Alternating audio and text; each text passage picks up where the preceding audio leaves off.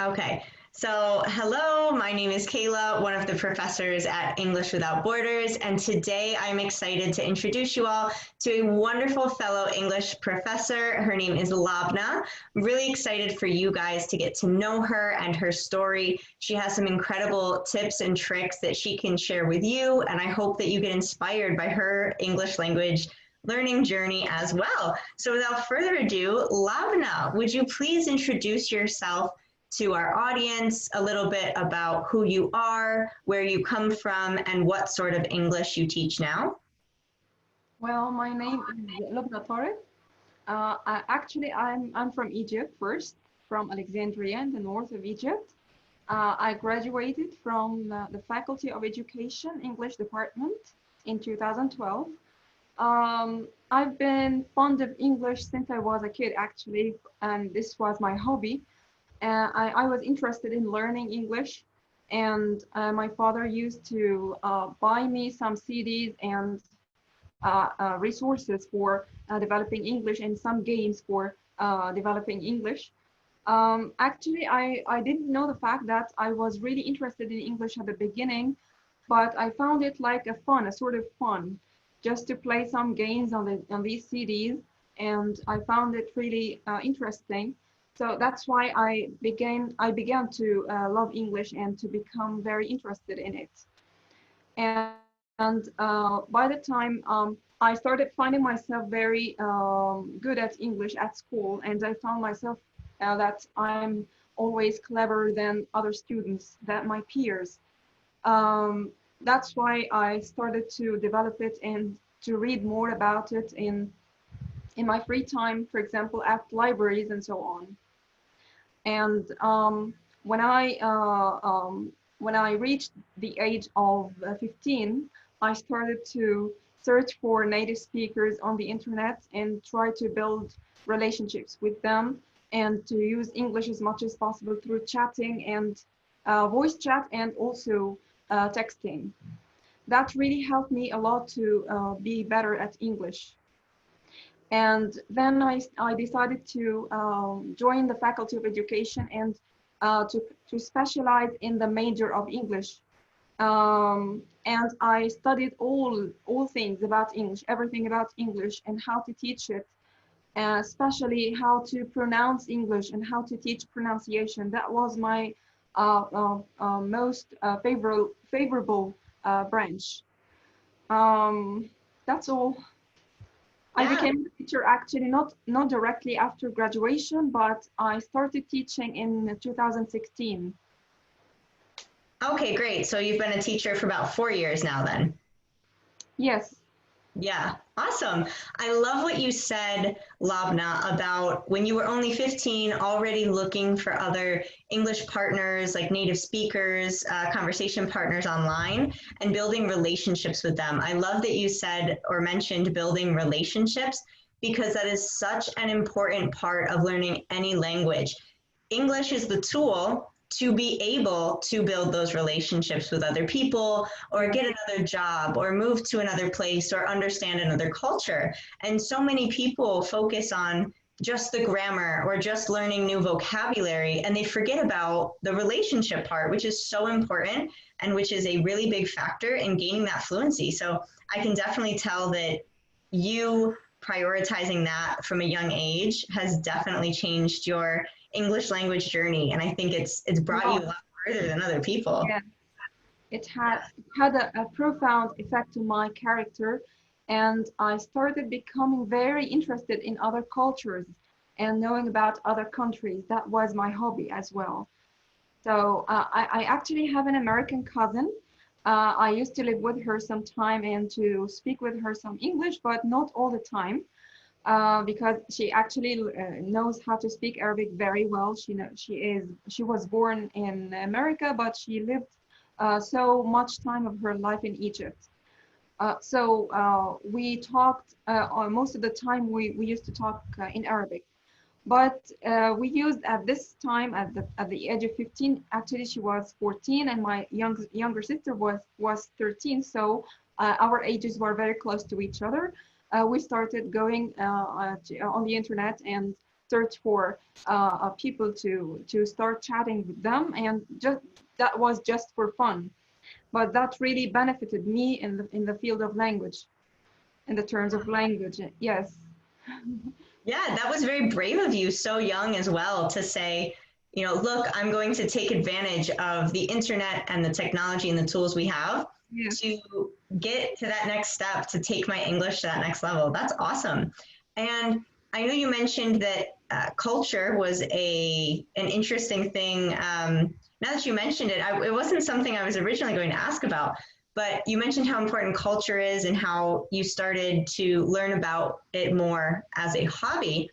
So, how important do you think it is for you to understand in your English accent? You speak a very neutral sort of American English, right? So, how important was it for you to learn the culture to be able to speak to other Americans? Do you think that was important for you based on the different cultural differences or subtleties between Egypt and America?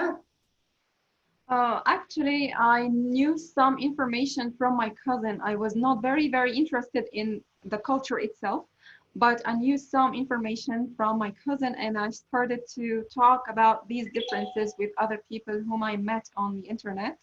And that helped me to build the relationships I told you about. Actually, I was really interested in the accent itself. I needed to get the accent, the native. I wanted to get a native-like tongue. When I joined the college, I started being interested in the British accent, which I wasn't very familiar with until I joined the college. But I studied British accent itself, the British pronunciation at college, and I found that it was really amazing. And I started differentiating and noticed the differences between the American accent and the British accent.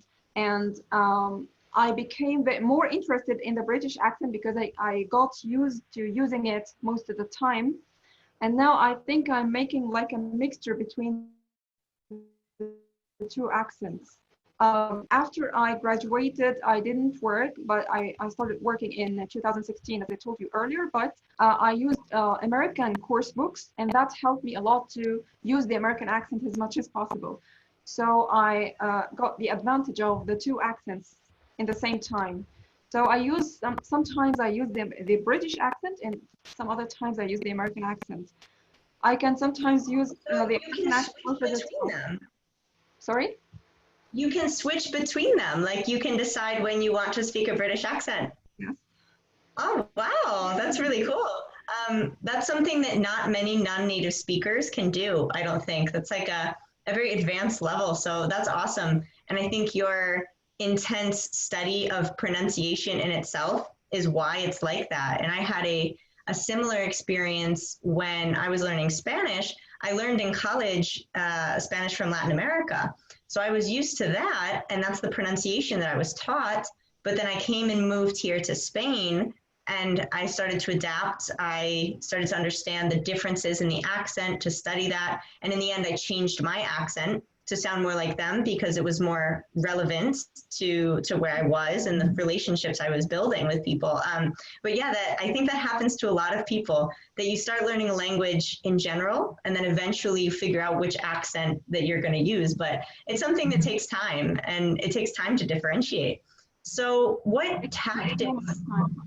Yeah, exactly. So what tactics did you use to work on pronunciation specifically? Because I am blown away by how clear and perfect your pronunciation is in English. So what did you do?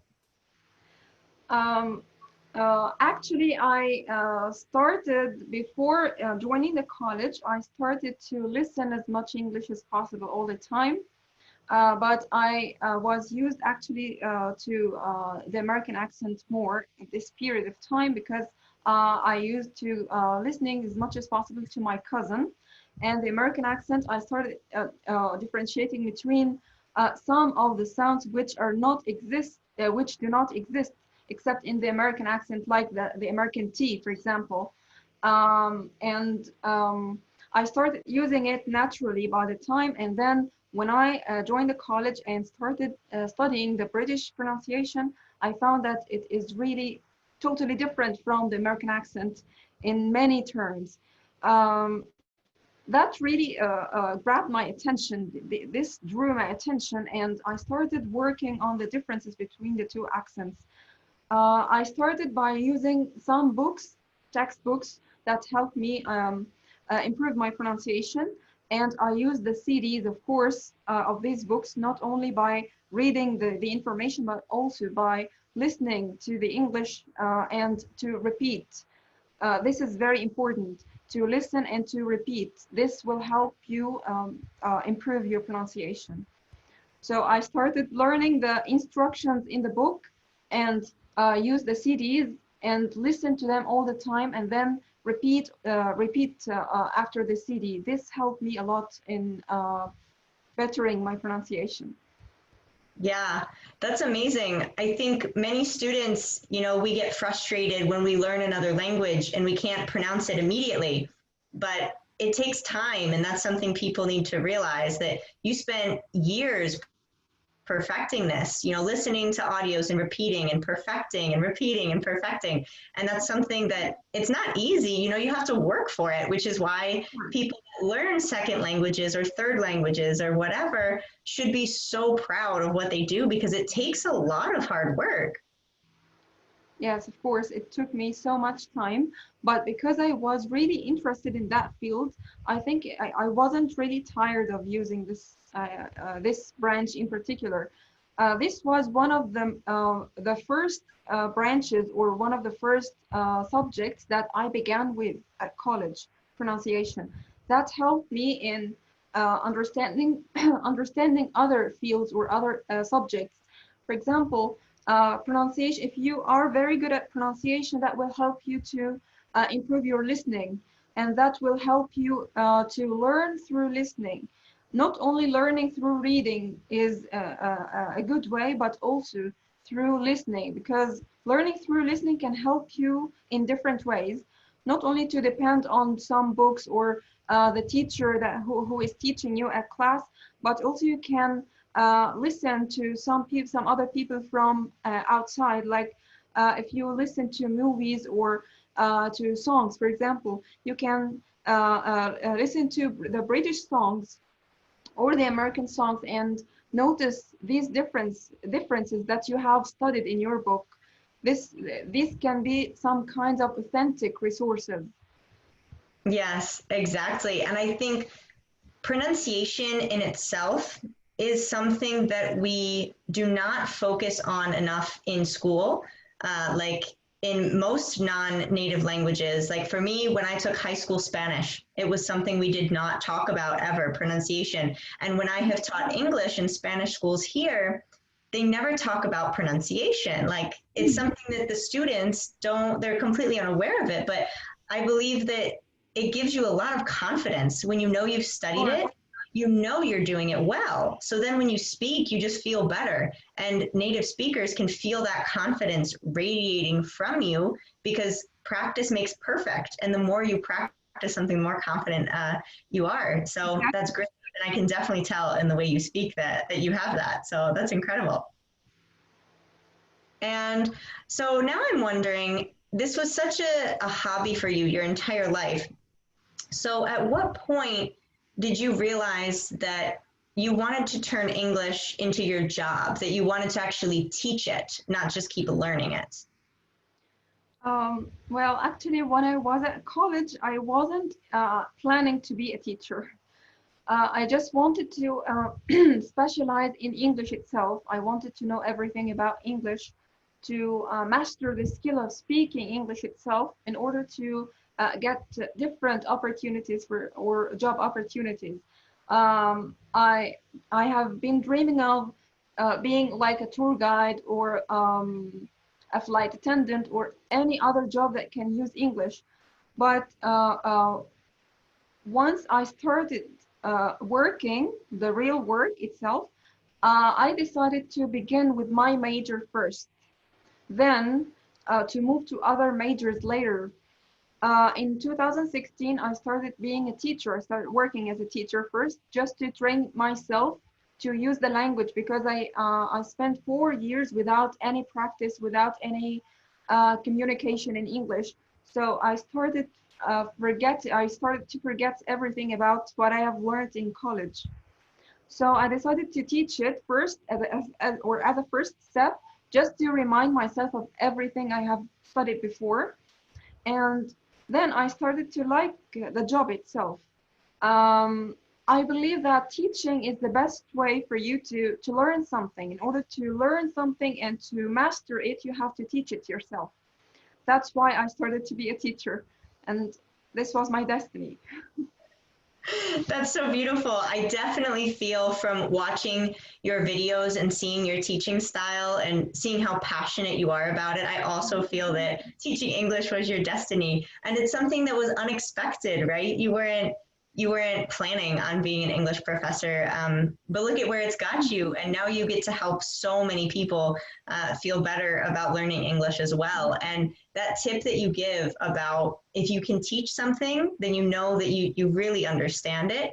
I think that's a great thing that other English learners can take with them, that if they're struggling with a topic, if they try over and over to teach it out loud to themselves, then that will give them the confidence to know that when they do it right, it means, okay, now I understand it. Now I get the concept. So I think that's a really great thing. And one thing that I love about you that I have heard from our personal conversations we've had before is that you always are still learning. You're always still studying, even though when I listen to you, I hear perfect English. I wouldn't say, oh, you need to perfect this, this, and this. I would say, no, like, that's great. Like, if you feel you have weaknesses, okay, work on them. But I would not know from talking to you what I your never weaknesses forgive myself if I have any defect. I don't forgive myself. I feel ashamed to be how to be a teacher, and I still don't know how to do that, or that I have like a deficiency in something. I always seek perfectionism. That's my problem, and of course, it is a problem and an advantage at the same time, because it always urges me to do better and to develop myself and to be updated. So I believe in the principle that says never stop learning, even if you are too old, it's not too late. That's why I keep on learning. I keep learning all the time. Um, and I wanted to say something, but I forgot. I wanted to say a very important thing now about teaching. Um, I forgot it. I really forgot. I wanted to say that teaching itself, yes, I found my passion in teaching because when I help others, and I receive their good feedbacks about my ways or my style of teaching, this really helps me to improve and to be better and to introduce all what I have. Um, I just want everyone around me to be better than me in English. I Yeah, try to do that. that's beautiful. That's beautiful. And yes, perfectionism can be a beautiful thing, but it also can hurt you, like, personally. Be like, oh no, I want to do better and better and better. But that's what makes you such a great teacher as well. Like, you're always learning more, and that's something we should always strive for, I believe, when learning another language. And even native speakers, like, there's always a new word you learn or a new term. Like, it's impossible to know every word in a language from the time Sure. that you're 20 years old. Like, people keep learning new things every day, and that's what we should strive for, to always learn more. And I love that you want to instill that within your students as well, that you want them to be even better, to reach that same level of perfection. Yeah. So how would you describe your teaching style? What sort of things are important for you when teaching, or what sort of topics do you feel most passionate about teaching? Um, Actually, I always use the style of comparing the native language with the target language. And especially this happens with the adults and with beginner adults in particular, because I start focusing on the differences between their language and the target language, because it sometimes helps me a lot in grabbing their attention to the fact that the two languages are totally different, but in some way they can be sometimes similar. So I start working on that similarity and that difference in order to help them understand the topic, especially in pronunciation. Pronunciation is totally different, but I start working on the effect of the mother tongue on learning the foreign language. Yeah, that's incredible. I love that. And it's the same style I use teaching students here in Spain. And Mhm. so many people think that you can only learn a language if you completely immerse yourself in it 100%, no bit of your native language, just 100% English.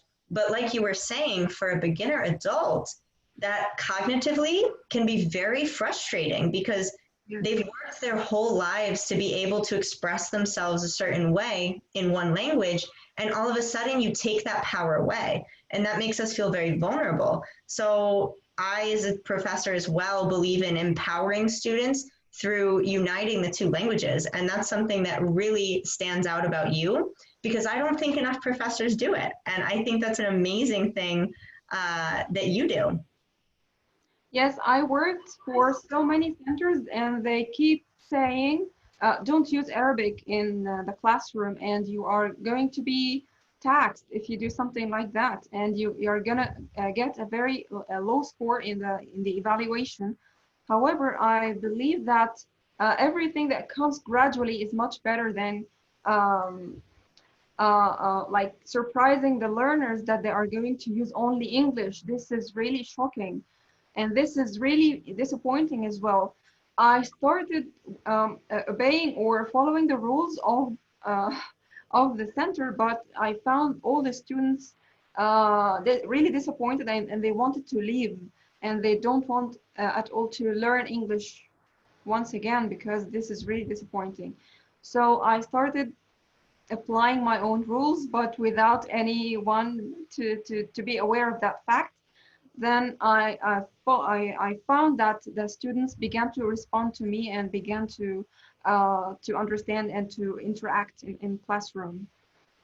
Especially Yeah. adults. Adults are really challenging when you are teaching adults. They are really difficult to interact and difficult to involve them in the tasks and to make them participate in classrooms.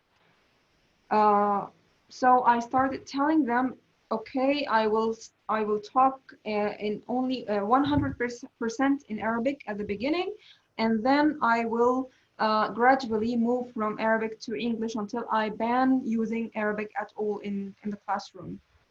Exactly. The slow phase out of of the native mother tongue. Exactly. I love it. And you put yourself like you made yourself rebellious against the typical rules of the academies and the schools. You said, no, I don't believe in this. And I love that you just followed your heart and your instincts with that, because think of how many people that you have taught have stayed teaching English. They kept up with it because they were inspired that you were their first professor, Yeah. instead of being frustrated by being forced to only speak a language that they don't know.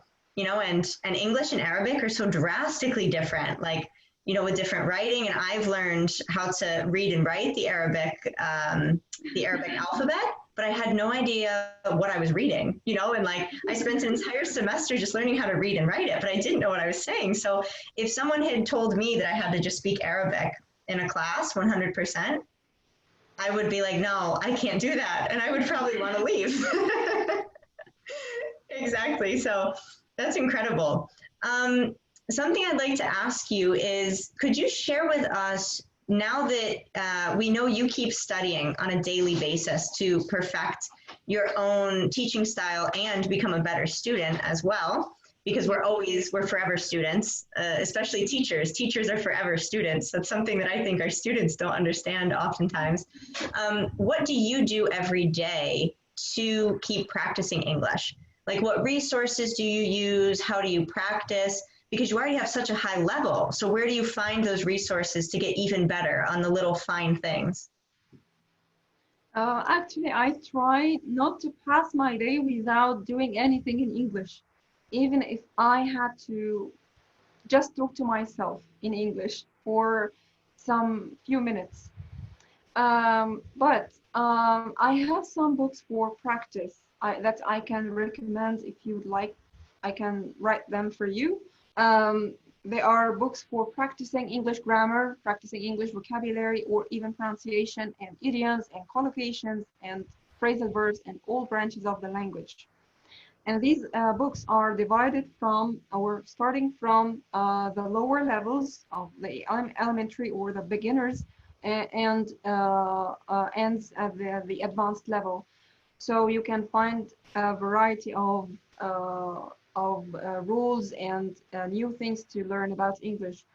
And now I'm following my level. I'm always doing like a placement test for myself that can be provided free on the internet to follow your level. And I start working on my level that I have reached so far. And if I if I find that my level is still in a need for improvement, I start to see what deficiency that I still have in my language, and then I start working on solving this problem.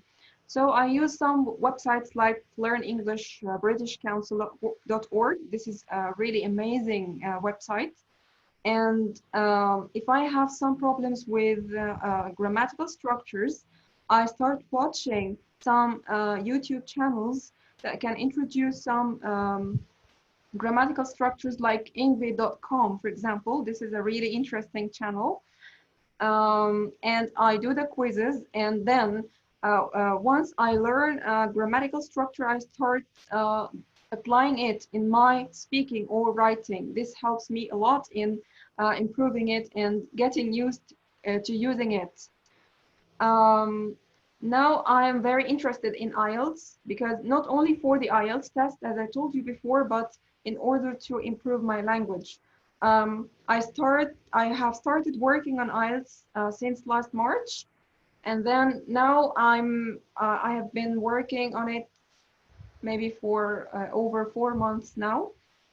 Now I still need to improve my speaking. This is my problem. Now I started with writing because it is the most challenging skill.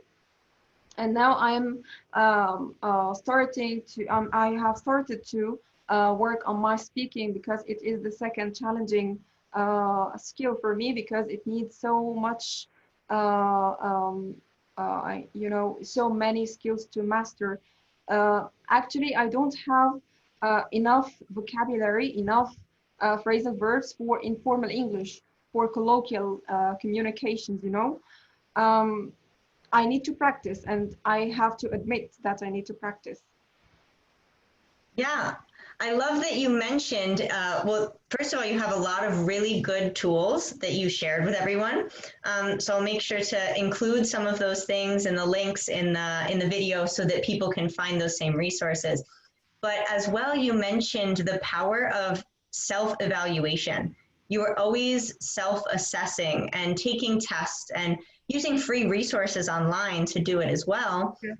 There's so many available out there just to practice and to understand what your weaknesses are, because everyone has weaknesses. Even a native speaker, will have, based on how they grew up or their hobbies or their interests, they will have different strengths in the language. So maybe a native speaker is not very good at formal presentation English, but they're very good at informal English because that's what they live in. That's what they're comfortable in. So even maybe a native speaker wouldn't know how to self-assess, or evaluate their weaknesses in their own language, because no one is perfect ever.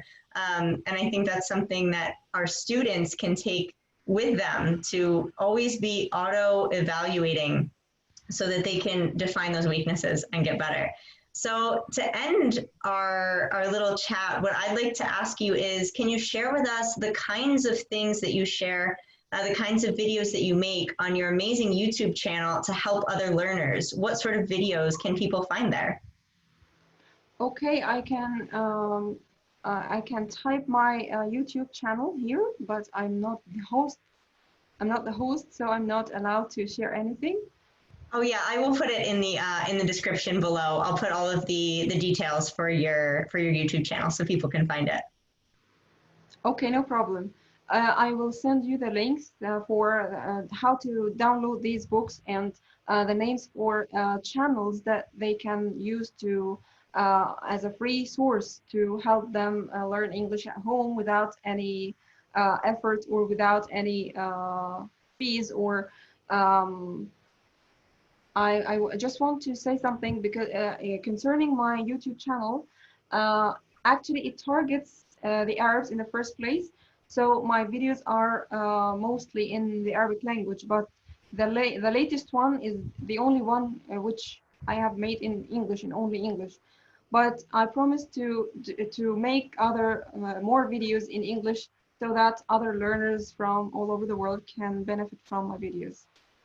Yeah, exactly. So we see again that duality that you use the two languages in your teaching style. So I encourage you, anyone who is an Arabic speaker watching this video, please check out her channel because we have so many Arabic speakers around the world, native Arabic speakers who want to learn English. So you guys can really benefit from seeing someone's teaching style like Lobna's. So like I said, we'll put all of her information below so that you can go follow her, see her videos and help her, because a teacher like her could help you a lot more in that sense than someone like me, for example, that doesn't know Arabic, you know? So we need to find the mentors and the professors that help us the most, and Lobna can be an amazing resource for you. Yeah. So can you give us one last tip that maybe your biggest recommendation of what an English learner can do 10 minutes a day to really help them every day in English, like your top recommendation to get better? I would recommend listening in the first place, but not only listening, you have to listen and learn the rules at the same time. Some people advocate the idea of the idea that grammar isn't that important in learning English. I really disagree with this because grammar is really important, and you cannot build your language without grammar, vocabulary, and pronunciation. These are the three pillars, the three important pillars in learning any language. So you can learn through listening and reading stories, but don't ignore learning the structures and vocabulary as well. This is my important tip. Exactly. Thank you. We have to have a comprehensive, a holistic idea of our language learning. That's amazing. Well, thank you so much, Lobna, for meeting with me today and talking about all of this. I'll share all of your information in the description below so that people can find you and follow you and have you as an English mentor as well. I have another thing to mention. In order not to get disappointed, try not to compare yourself to others. Try to follow your improvement or your development. So compare yourself to yourself, not to other people, because it really can really disappoint you and stop you from learning and doing more. This is a very important thing that I had to mention here before we end this session. I think that's my favorite part that we've talked about. I love that. That was a beautiful, beautiful note to end on. Yeah, comparing ourselves with others can really tear us down, and the way you expressed that was so beautiful. So I'm ending inspiration for all of you, and I hope that really motivates you going forward and helps keep you feel positive about your English language learning experience. So thank you so much for meeting with me today, Lobna, and I can't wait to see how we can keep helping more English speakers around the world. Actually, it's my pleasure to meet you. Thank you so much. You're most welcome.